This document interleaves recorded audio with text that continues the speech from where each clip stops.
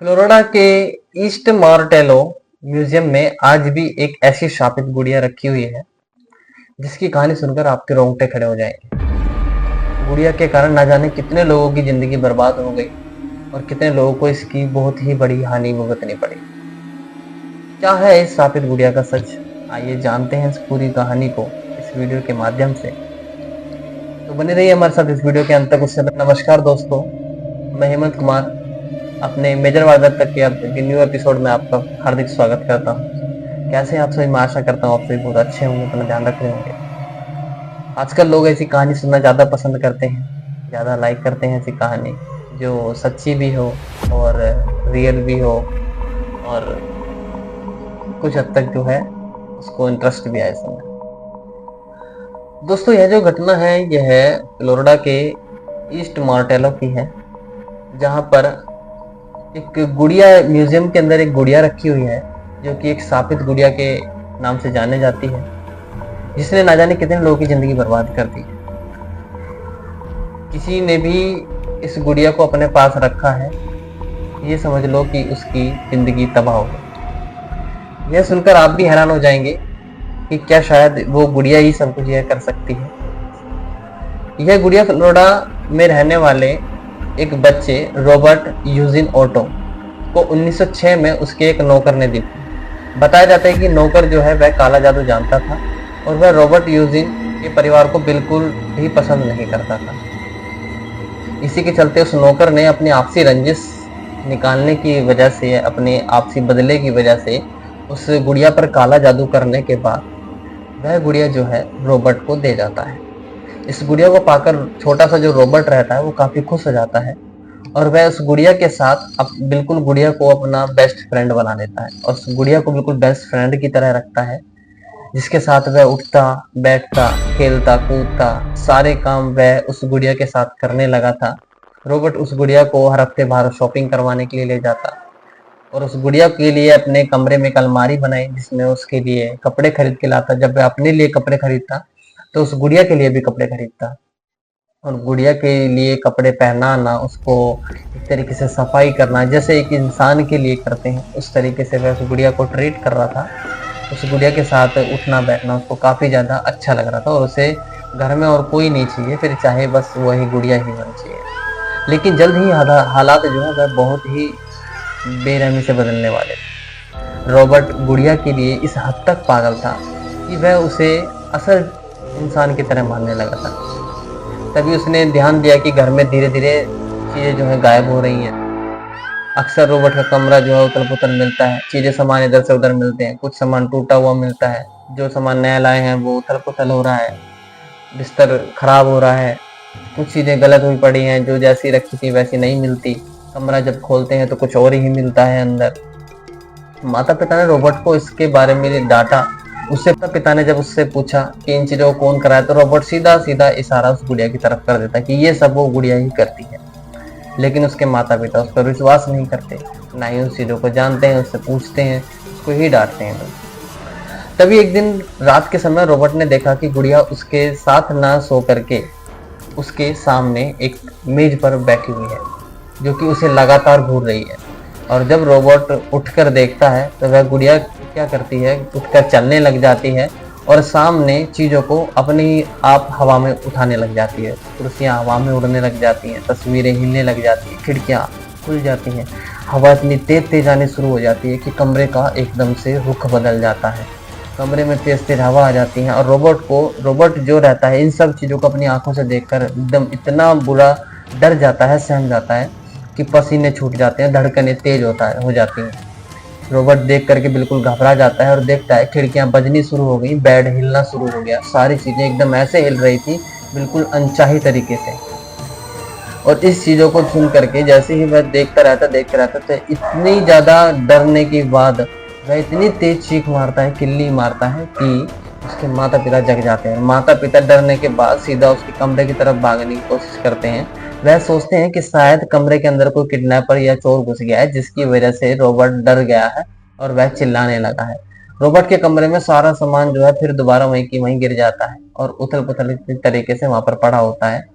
जैसे ही आके उसके माता पिता रॉबर्ट से पूछते हैं यहाँ अभी क्या हुआ था, तुमने क्यों किल्ली मारी थी? तो रोबोट सीधा सीधा बोलता है कि यहाँ जो सब चीजें बिगड़ी हुई हैं, यहाँ सब कुछ है, ये गुड़िया ने किया है।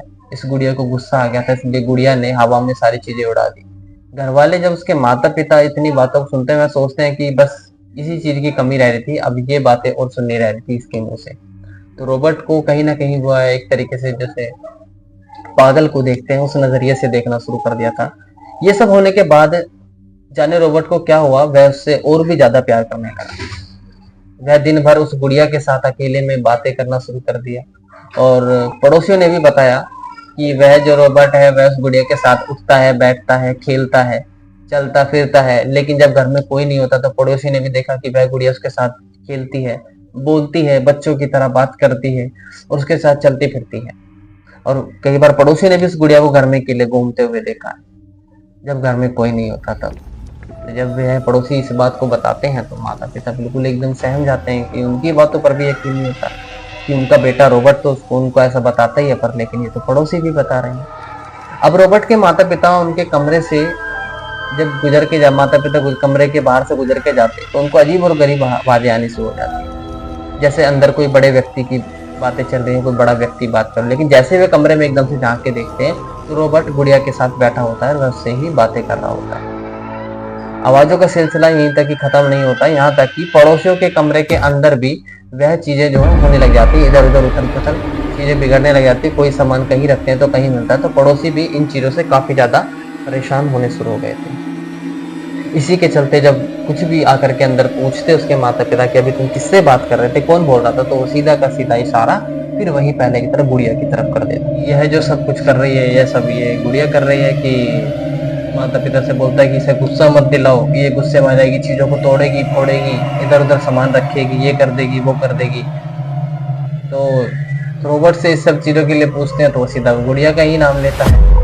घर वाले फिर ज्यादा इस चीज को लेकर चिंतित रहने लग जाते हैं कि ये चीजें क्या हो रही हैं, समझ में नहीं कुछ आ रहा। ऐसी डरावनी हरकतें घर में कई बार हुई। रोबोट के घर ही नहीं बल्कि आस पड़ोस में भी इन सब चीजों का बहुत ही बुरा असर पड़ने लगा। आसपास के लोगों में बातें फैलने शुरू हो गई। जब लोगों में बात फैलने लगी, धीरे धीरे पूरे शहर में बातें हो गई। जब खबर ज्यादा फैलने लगी तो रोबोट के माता पिता ज्यादा परेशान हो गए। फिर एक दिन रोबोट के माता पिता ने उस गुड़िया को एक बॉक्स में डाल करके एक साइड में कोने में रख दिया, जिसके बाद इस तरह की घटनाएं होनी बंद हो गई। यह सिलसिला यहीं पर ही थम जाता है। इसके बाद रोबोट धीरे धीरे बड़ा हुआ। बड़ा होने के बाद वह जो पढ़ाई के लिए है न्यूयॉर्क चला गया, और फिर पढ़ाई पूरी करके वह पेरिस आया। यहाँ उसकी एक गर्लफ्रेंड बनी जिससे उसकी शादी भी हो गई। दोनों शादी के बाद वापस अमेरिका आए। अमेरिका आने के बाद रोबोट ने पुराने घर से अपना सारा सामान लेकर के नए घर में शिफ्ट कर लिया। नए घर में शिफ्ट करने के बाद वह चीज़ों को सही तरीके से रखता, पर लेकिन रोबोट उस गुड़िया को नहीं भूला था। उसकी सारी यादें ताज़ी हो गई उस गुड़िया को देख करके, क्योंकि वह गुड़िया उसके पास ही थी। इसी के चलते वह उस गुड़िया से सारी चीज़ें फिर दोबारा शेयर करने लग जाता। उस गुड़िया के लिए कमरा बनाया, एक अलमारी दी, कपड़े अपने लिए जब भी लाता, वाइफ के लिए जब भी लाता तो उस गुड़िया के लिए भी लेके आता। फिर वही चीजें उन्होंने बचपन वाली शुरू कर दी, अब समझदारों की तरीके से शुरू कर दी। वाइफ भी परेशान। वाइफ ने देखना शुरू किया कि ये मेरी शादी किसी आदमी से करी हुई है या किसी बच्चे से हुई है। ये तो मुझे एक बच्चा लग रहा है जो कि गुड़िया के साथ खेलने वाला बच्चा है, क्योंकि उसकी हरकतें फिर दोबारा बचपन जैसी होने लगी। तो जब भी गुड़िया ड्यूटी से आता तो वह गुड़िया से बातें करने शुरू कर देता। आते ही वाइफ से मिलने से पहले गुड़िया से मिलता, उसके हाल चाल पूछता। तो वाइफ परेशान होकर बोलने लग जाती कि तुम्हें जो भी बात करनी है कमरा बंद करके बात करो और उसी से ही बात करो। तो वह भी इस चीज को लेकर के काफी इरिटेट होने लगी। पड़ोसी रिश्तेदार जो है सब इस चीज की शिकायत करने लगे कि आपके घर में जो है गुड़िया घूमती है। इस बीच जो है गुड़िया की हरकतें, खिड़की पे बैठना, अंदर घूमना टहलना, वह जब भी ड्यूटी पे जाते ये सब चीजें देखते तो पड़ोसी इन चीजों को सब चीजें बताने लगे कि यह चीजें जो है आस पड़ोस के आस पास से गुजरने वाले लोग भी बता रहे थे कि यार तुम्हारी जो गुड़िया है यह घूमती है, खिड़की पे दिखती है, हमें डर लगता है, बच्चों को लगता है, ये कहते हैं कि घर में गुड़िया घूम रही है, अजीब और गरीब आवाजें सुनाई दे रही है। तो रोबोट की वाइफ जो है इन चीजों से काफी ज्यादा परेशान हो जाती है। तो रोबोट इन गुड़िया की इन हरकतों से काफी ज्यादा जब परेशान हो जाता है तो वह भी इस चीजों को जो है सहन करने लग जाता है। पड़ोस को जो ज्यादा दिक्कतें होती हैं, पर लेकिन रोबोट को इन चीजों की आदत सी बन जाती है। इसलिए उस पर कुछ चीज़ों का फर्क नहीं पड़ता, उसको लगता है सब नॉर्मल है। ऐसे ही समय बीतता गया। फिर सन 1974 में रॉबर्ट की मृत्यु हो गई। अचानक ही उसकी मृत्यु हो जाती है बिना किसी वजह के। इसके बाद इस घर को एक दूसरे परिवार ने खरीद लिया। उस परिवार में रहने वाली एक छोटी सी बच्ची ने जब गुड़िया को देखा तो उसे वह बॉक्स से निकाल कर अपने पास रखने लगी। एक बार फिर से घर में डरावनी चीजें होने लगी। उस बच्ची ने बताया कि ये गुड़िया जिंदा है और इंसानों की तरह बोलती है और वह उसको जान से मार देगी। उसके घर वाले भी परेशान हो जाते हैं। अब परेशान होने के बाद ये सिलसिला यूं ही नहीं थमता। इस घटना से डर करके उस बच्ची के माता पिता ने सन 1994 में उस गुड़िया को फ्लोरिडा के ईस्ट मार्टेलो म्यूजियम में डोनेट कर दिया। ईस्ट मार्टेलो म्यूजियम, लेकिन यह भी गुड़िया की डरावनी हरकतें जो है खत्म नहीं होती। इसी के चलते वहां पर भी इस गुड़िया को जो है एक बंद शीशे के डिब्बे में रख दिया गया। दरअसल म्यूजियम के अंदर जो है एक शीशे के डिब्बे में इसको रखा गया था और उसी के चलते जब डिब्बे में इस गुड़िया के ही आसपास का सामान कुछ नहीं, बाकी पूरा म्यूजियम इधर उधर हो जाता। सारी चीजें वहां रखी हुई इधर उधर उड़ जाती। कुछ वहां पर चीजें वहां बिखरी पड़ी, कुछ वहां बिखरी पड़ी। रात को म्यूजियम से बच्चे के रोने की आवाजें आती। आसपास के लोग जो रहते हैं, म्यूजियम के आसपास जो रहते हैं, जो आसपास के कॉलोनी एरिया रहते हैं, बहुत ही ज्यादा डर जाते हैं, परेशान हो जाते हैं कि यहाँ पर क्या होता है रात को। ऐसा लगता है पूरे दिन म्यूजियम के अंदर कोई काम चलता है।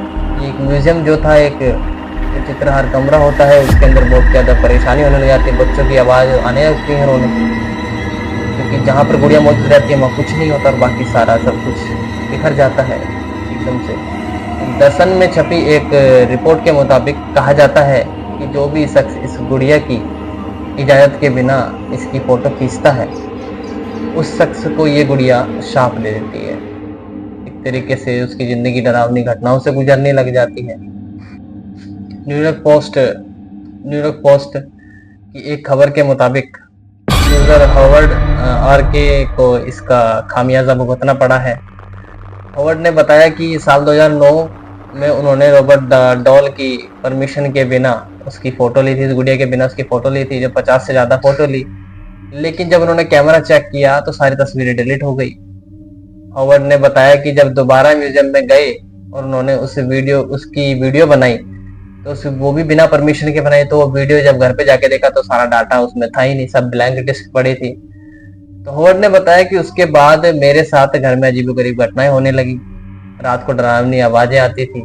ये सिलसिला काफी दिनों तक चलता रहा। मैं बस यूं ही कहूंगा कि जिसे भी गुड़िया के साथ फोटो खिंचवानी हो, पहले वह गुड़िया की परमिशन जरूर ले।